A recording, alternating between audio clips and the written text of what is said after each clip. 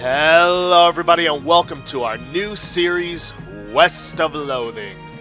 To be honest, I know I said that I had already decided, but then I got into a conundrum of, do I want to do Metro Last Light or do I want to do West of Loathing?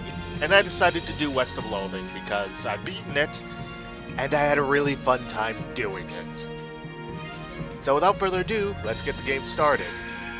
Basic character creation, male, female. And apparently shooting these gives you a bear, an owl, or a cat name, which does affect something, but not important. I'm gonna go female, and because I'm completely uncreative, Dahlia Hunt. By the way, you can actually shoot these targets to increase your reward, but it doesn't actually do anything. Like, seriously, there are actually signs that pop up eventually saying that this does nothing.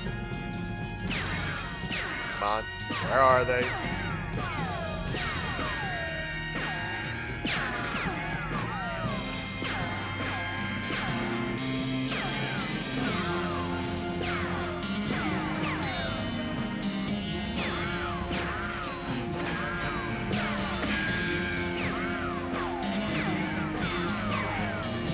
Yeah, raising your reward just for fun. Alright, let's get started. I had the strangest dream. I was choosing a character class. Yeah, we've got Cowpuncher, Beanslinger, and Snake Oiler, which are your basic warrior, mage, and rogue. And I've played through the Cowpuncher. I've actually beaten the game on it. Haven't played Beanslinger, and I started something on Snake Oiler, but I didn't actually finish it, because I kind of wanted to do it for, you know, this series. So, I think I'm going to go Snake Oiler. Snake Oilers rely on their moxie and chutzpah to tame snakes, their fearlessness to extract potent oils from those snakes, and their cleverness to manufacture and sell potions made from those oils. You've heard Snake Oilers are doing really well out west since the cows came home. Everybody needs potions and hope in these dark days. And also out west is where all the best snakes live. I want to be a Snake Oiler! Yeah, you got this weird poster that tells you how to move. This weird poster appeared here one day. Now, before we get into the meat of the game, pun intended, because meat is the currency of the game, let's take a look at the basic stats. Now, these stats are the same for every character, these ones. You got muscle, which affects how beefy you are, how much damage you do when you hit stuff with melee attacks, and how much damage you take when you get hit with melee attacks. That is the main stat of the Cowpuncher. Mysticality is the main stat of the Beanslinger. It affects how much damage your spells do and how much damage you take from spells. You've got Moxie, which is the main stat of the Snake Oiler. And it basically affects how much damage you do with ranged weapons. Now, you see that there's two different numbers here. This is your base. This is what it currently is without any equipment or any stat boosting. This is what you currently have, and I think it's very nice that they added that there so that you know. Then you've got Grit. This affects your maximum HP, your stomach capacity, because you have food. You have stomach, liver, and spleen. These affect how much you can eat, how much you can drink in terms of alcohol, and how many potions you can take. All of which affect different stats. Plus, it also affects your pain tolerance. Now, pain tolerance is how the game handles you dying, quote-unquote. Basically, whenever you get beaten in combat, you get a stack of Angry, which increases all your stats by 3 for each stack. However, should your stack of Angry exceed your pain tolerance, which currently we only have pain tolerance of 1, well, then you lose a day and get sent back to your room at a place I'm not going to spoil. Then you've got Gumption. This affects your speed, basically how quickly or how likely you are to move first in combat, your maximum HP, which affects your skills, and your spleen capacity. And lastly, you've got Glamour, which affects, which basically gives you bonuses to meat gains, later on item finding bonus, and your liver capacity. Then you've got your miscellaneous skills. These basically affect, for the most part, areas outside of combat. You got Deadeye, which is the one skill that affects inside of combat, which determines your pistol damage. Higher it is, more damage you do. Then you've got Hornswoggle.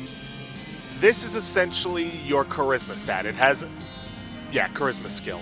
It affects, well, it's differently named for each class. For example, Cowpuncher is Intimidation, Snake Oiler is Hornswoggle, and I have no idea what it's called for Beanslinger.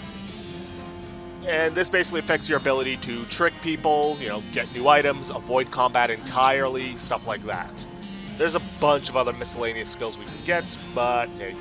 Perks, this is basically things you can earn that'll give you bonuses in certain areas. And you've got your combat skills. Right now we've only got Snake Whip, which allows us to hit the enemy for damage, plus bonus towards animals, and apply poison. And we've got Deploy Snake, which basically we throw out an egg, and it's a snake that we have no control over that will attack our enemies. And provide an extra target for them. Okay, moving on. First thing you always want to do is go through this bookcase and read it. Cecil Jones and the Mystery of Cabot Citadel.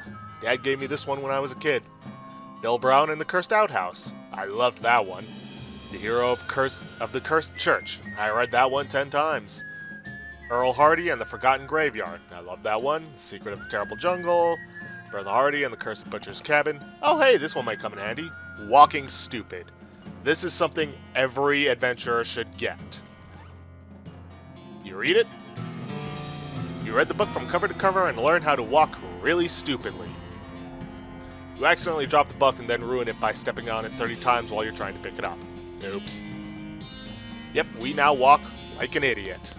And it is hilarious. Let's head for the desk and comb our hair. Yep, we gained some XP. Now, there are two different forms of XP. There is automatic leveling, in which the game will automatically spend your XP on whatever the lowest stat is, as far as I know. Or you could turn that off,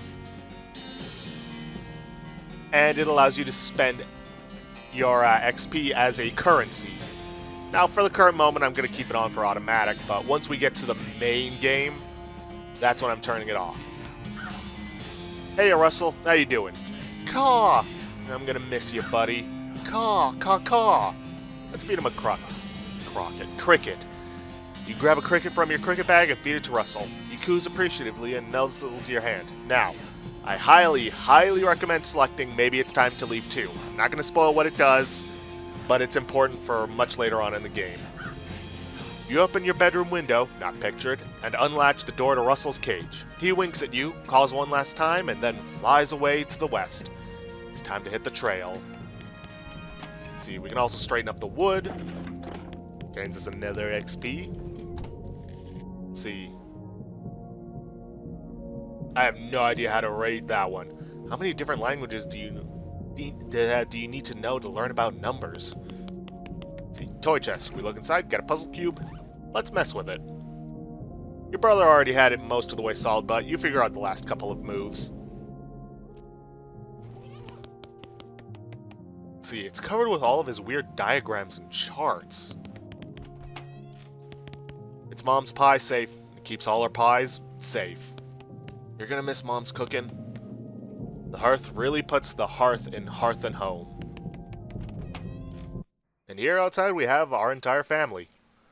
Mom smiles warily as you approach. I'm leaving now, Mom. We're gonna miss you, kiddo. Oh, and before you leave, I got you a present. A present? Yep, it's that book you wanted for Crimbo, their equivalent of Christmas. I know it's early, but... Now, I'm not gonna do the fistful of cutlets, primarily because I already did it, but I am going to tell you how to get it. In order to get it, you're going to want to go for the one about bartering. That gets you Dickerin, which is essentially a skill that allows you to get better prices in shops. But it also gets you a free 60 meat once you get it done.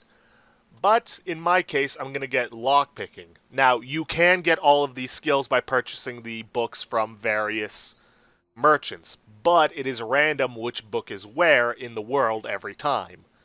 And I personally feel that lockpicking is going to be more useful for us in the long run. The one about picking locks? Oh boy! That's the one. Enjoy it. Please be careful out there. Write us a letter when you can. She hugs you. I will, Mom. Goodbye. And let's just get that right away. You quickly memorize the entire book. Oof, fast learner. After you're done reading it, you donate to a local orphanage. Soon those orphans will be able to make their escape. Go, orphans, go! Alright, let's go talk to our dad. Your father morosely jabs at the haystack. That hat doesn't fit you, Dad. I'll grow into it.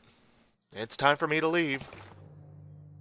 Listen, I want you to have this. It's your grandmother's briefcase full of snakes.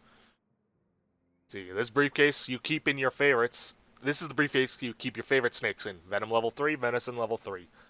Yeah, this is the main item of the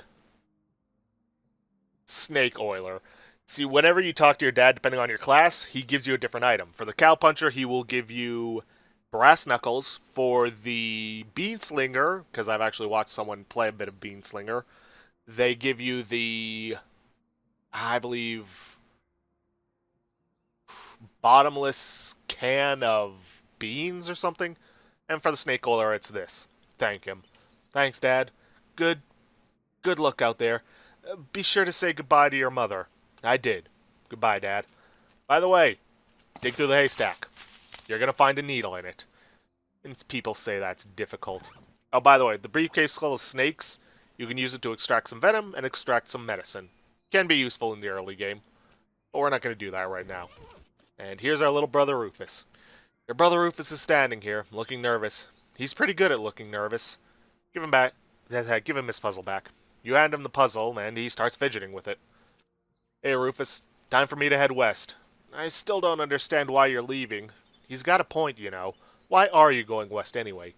Now, depending on what you tell him, will give you a different bonus. To help people gives you bonuses to XP whenever you do something good. To seek my fortune, which is what you need to select if you're going after a fistful of cutlets, will give you bonuses to meat when you dig through meat carts and mine from meat veins. And to get off this stupid farm will give you flat-out bonuses to all XP, though not as big as the to help people. And because I'm a good and honorable person, I'm going to say it's to help people. You've read the papers, Rufus. The people out west are in trouble. They need all the help they can get. But it's so dangerous. 60% of the people who go west get killed within a year. And that statistic is from before the cows came home. I'll be okay. You worry about taking care of Mom and Dad. I'll worry about me. Okay. If you say so. I still think you'll be dead by Crimbo. I'll miss you, Rufus. Okay. You give him a playful punch on the arm. Go west, young woman. You know it. Looks like this isn't your first rodeo. Would you like to skip Bonnie Springs prologue and head straight to Dirtwater? Any horses or partners you've unlocked in any previous game will be available to you, and you'll start with 1,337 meat and some of the more important items from Boring Springs. Yeah, if you've played through it before, then it'll give you access to anything you've unlocked, plus the highest amount of meat you had whenever you left Boring Springs. Plus any items you may have unlocked. But I'm going to go through it anyways. Now let's sit back and watch the opening credits. West of Loathing. Director, Zach Johnson.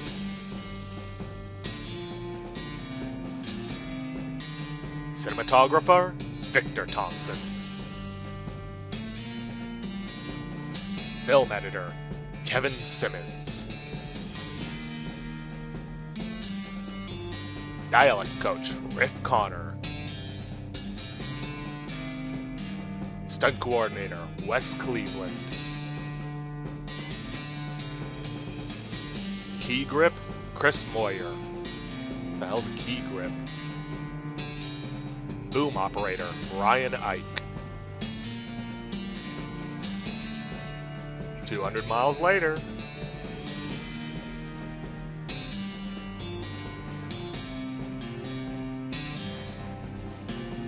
Oop, and nope, there we go.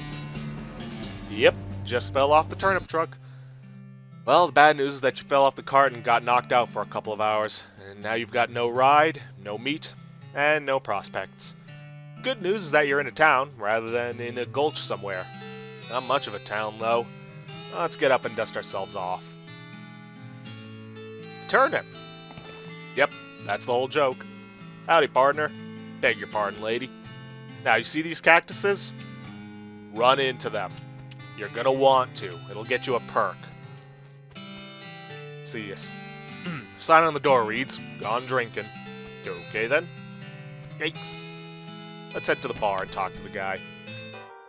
As you walk into the saloon, a crazy-eyed guy sitting sitting to the left of the door shrieks and waves at you to get your attention. "Hey, where's your dag-nabbit hat? Where's your hat, dag-nabbit?" "Well, you can't drink here without a hat. 'Tain't proper." He points to the take a hat, leave a hat box next to the door. Check out the box. You look through the hat box and find a battered derby. That looks like something you'd wear. Again, just like with your father, you get a different hat based on your class. You grab the hat and put it on. "Thanks, Pete!" "Thanks, Pete." He gives you a friendly, if somewhat twitchy nod. "Say, gal." "Yeah?" "You heading west? If you want some company, I'd be more than happy to come along. Just let me know." "Well, no pressure." "Alright, I'll keep that in mind." And that's how you unlock Crazy Pete as one of your partners. That's it. He's one of the baseline ones. Now, see this spittoon? You can mess with it. I've done it with every spittoon. You get some interesting items, and if you explore enough, you get a perk called Spittoon Hand, which gives you a 20% resistance to hot, cold, and sleaze. Which it's rather strange that they gave you that, because I've only seen sleaze in one fight in the entire game. But there is a perk you get for going through the entire game without inspecting the spittoons. And that's the one I want to go for, because I've never seen it. Nope, you decide as you back away from the horrible stink bucket. Nope, nope, nope, nope. Why don't we go talk to the bartender? You walk up to the bar and wait patiently for the bartender to notice you. While you're waiting, you see a sign taped to the back wall reading, "Reward for lost mugs, 25 meat each." Bartender finally notices you. "Howdy, cowgirl." "Howdy, barkeep. Name's Talia. What brings you to our little backwater?" "Oh, the usual. I came out west to make my fortune. Not having much luck much luck so far. Any work around these parts?" "Unfortunately, Boring Springs already has more people in it than jobs. It's more of an errand town, if you catch my meaning. If you're looking for a real job, I'd recommend talking to the railroad people up by Dirtwater." "Okay, let's ask about this railroad." "The railroad? The Manifest Destiny Railroad Company. From back east. They're trying to run a line to Frisco and having a heck of a time doing so." "And they're hiring?" "Oh, I reckon they're always hiring for one thing or another. Big company, that." "Well, let's ask about Dirtwater."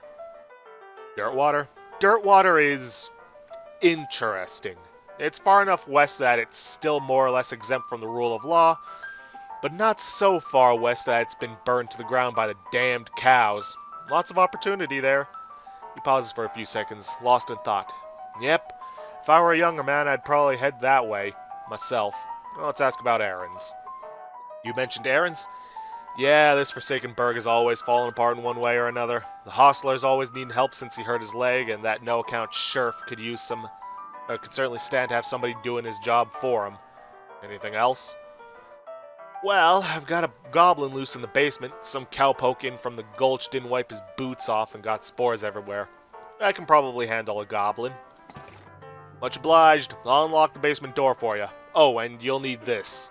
"I'll take care of it." Before we do that, though, let's talk to this guy. "Howdy, I'm Talia."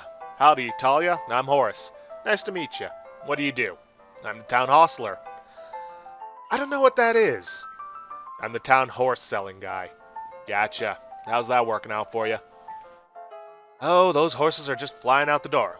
So business is booming. Nice." "No, I mean the horses keep running away. I haven't sold one in ages." "Oh. Is that why you're here drinking instead?"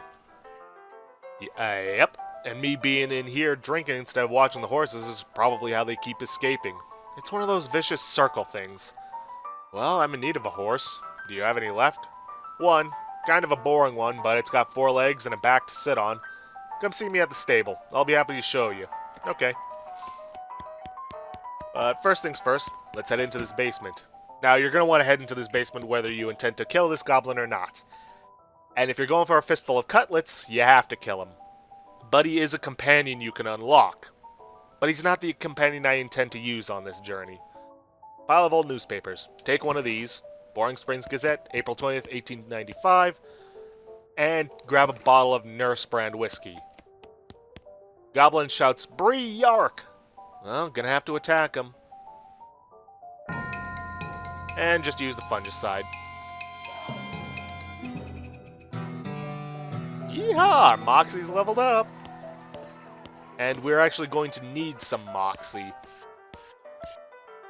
Howdy. Howdy. Good to see you again. I took care of that goblin. Thank you kindly, Talia. I knew you was a stand-up gal the moment you walked in here. He reaches under the bar and grabs a bag of meat. Here you go. It's the least I can do by way of thanks. Who's the lady drinking whiskey out of a beer mug? That's Susie. She's a rancher from nearby. A real tough broad. I ain't recommend you pester her. Why's that? Lost her whole family to a cow attack recently. Got some pent-up frustrations about it. Ouch. Alright, let's go see the horsery. Afternoon, ma'am. What can I do for you? How's business? Oh, you know, every day I'm hustling. God damn it. To tell you the truth, though, it's pretty terrible. All of my horses keep running away. Well, except for this completely ordinary one. Well, that's rough. Maybe I can help. Oh god, yes, thank you. Please, I'd go fetch them myself except for this injury. I'll give you 300 meat each for finding them. How many are there? 3. Here, let me see your map. They pretty much always run away to the same places. He draws 3 little pictures on your map.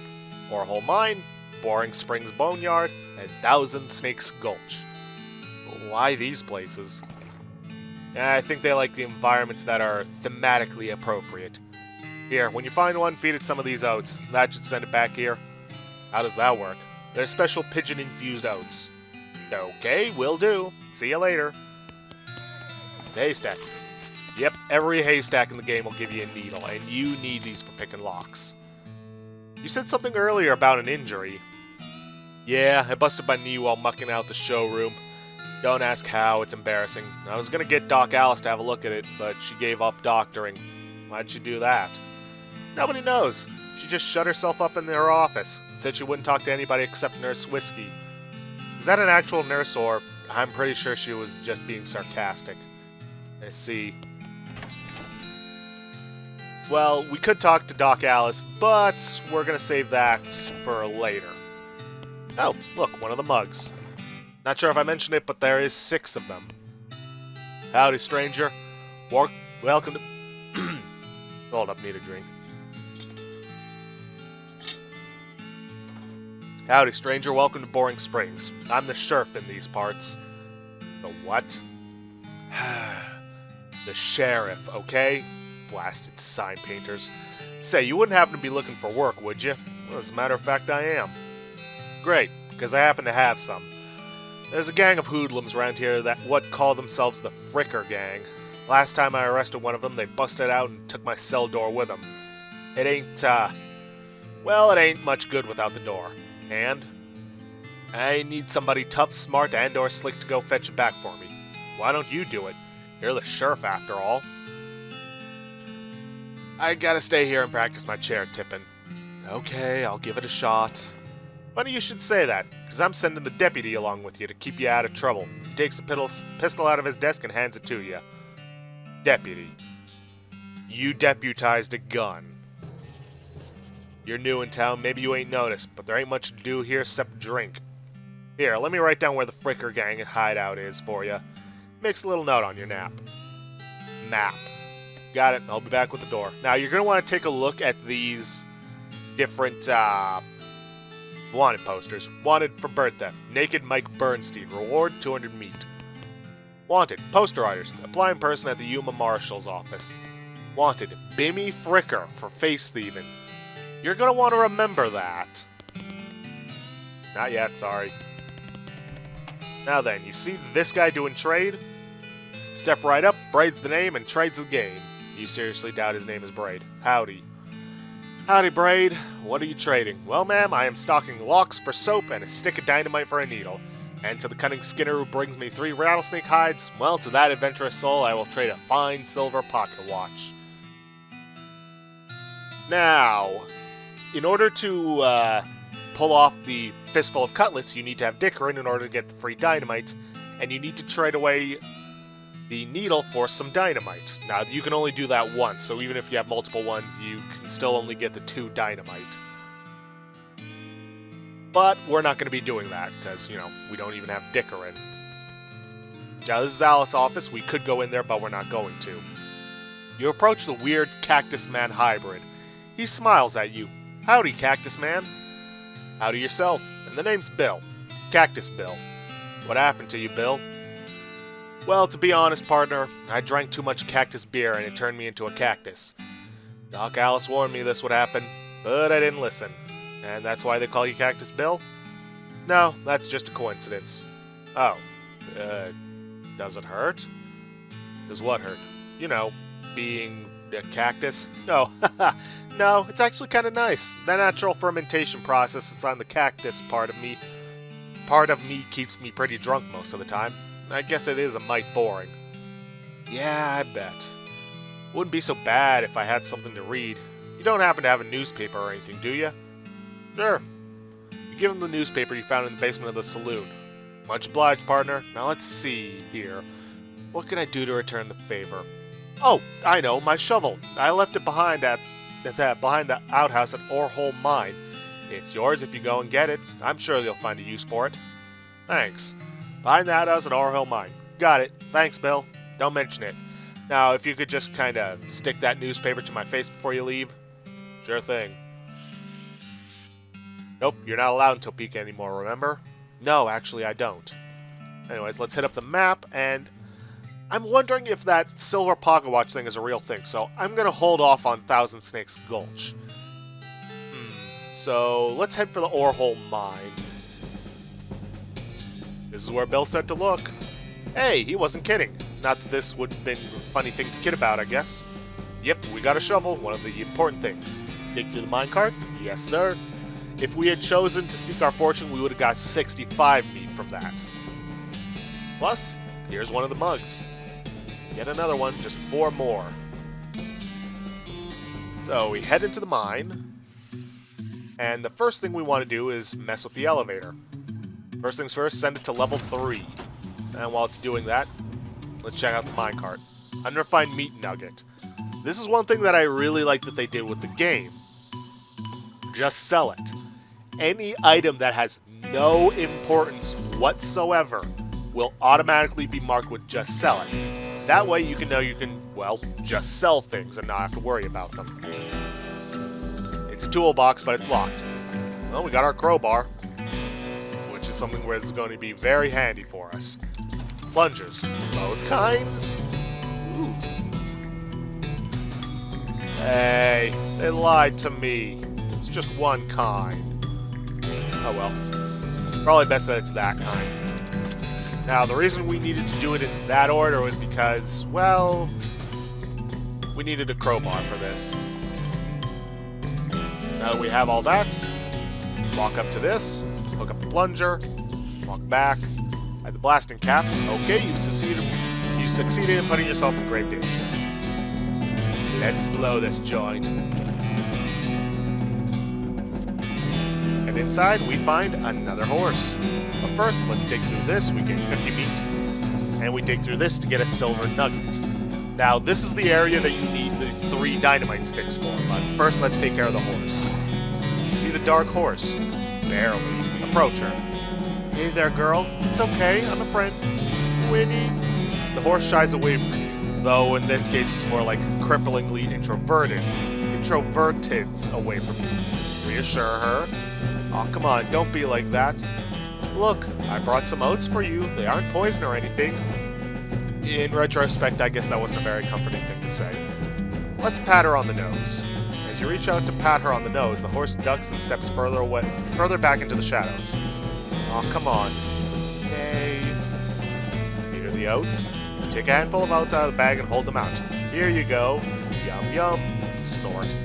She sidles away from you warily and makes a surprisingly good attempt at hiding in her own shadow. Come on, please. Now let's try eating those themselves. Look, they're fine, okay? See? You take a handful from the bag and toss some in your mouth. Ugh.